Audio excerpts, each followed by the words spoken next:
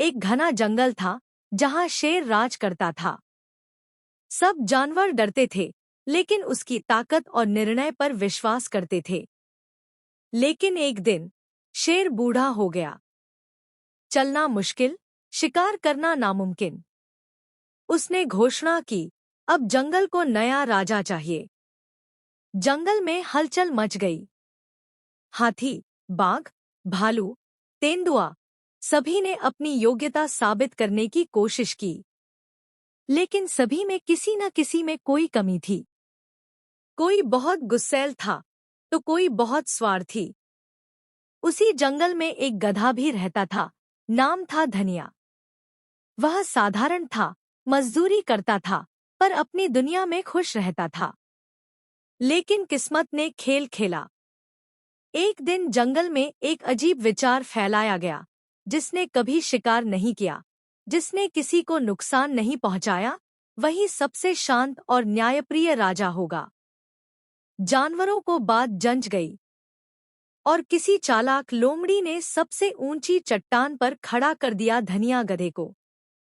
बाकी जानवर हंसे, पर कुछ ने कहा, शायद यही अच्छा है, कम से कम मारेगा तो नहीं। और इस तरह धनिया गधा जंगल का राजा बना। राजा बनते ही धनिया को खास सिंहासन मिला। अब उसे सेवक मिल गए। बंदर फल लता, हिरण फूल लाता और लोमड़ी उसे मीठी बातें सुनाती। धनिया को धीरे धीरे अपनी महानता पर विश्वास होने लगा। वह ऊंचे स्वर में बोलने लगा, सीधा नहीं चलता, बल्कि रॉयल चाल में चलता। और कभी-कभी बेमतलब रेंचू भी करता और बाकी जानवर ताली बजाते। जंगल में अजीब माहौल बन गया था। सब डर के मारे उसकी जय जयकार करते, ताकि वह नाराज न हो। धीरे धीरे जंगल में अव्यवस्था फैलने लगी। शिकारी आने लगे, कोई रोकने वाला नहीं।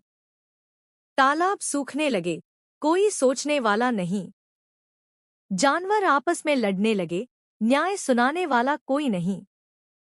क्योंकि राजा सिर्फ रेंचू करता था और कहता, मैं आराम कर रहा हूं। एक दिन हाथी ने कहा, अब बहुत हो गया, ये जंगल बचाना है तो राजा बदलना होगा। जानवरों ने पंचायत की। गुप्त रूप से एक नई समिति बनाई। एक रात जंगल की अदालत में सब इकट्ठे हुए। सबूत पेश किए गए, कैसे गधे की वजह से जंगल बर्बाद हुआ। धनिया गधा कुछ नहीं कह पाया। वह बोला, मैंने तो किसी का नुकसान नहीं किया। बंदर बोला, लेकिन किसी की रक्षा भी नहीं की। उसी रात गधे को राजा पद से हटाया गया। राजा पद अब एक बुद्धिमान खरगोश को सौंपा गया, जो भले ही छोटा था, लेकिन समझदार और न्यायप्रिय था। गधा फिर से अपने पुराने जीवन में लौट गया, शांति से रहने वाला, मेहनती और सरल। नैतिक शिक्षा। सिर्फ भोलेपन से कोई लीडर नहीं बनता, नेतृत्व के लिए बुद्धि, साहस और निर्णय शक्ति चाहिए।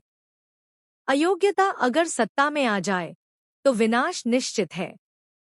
जनता का हक है कि वो सवाल करे, जब नेतृत्व गलत दिशा में जाए।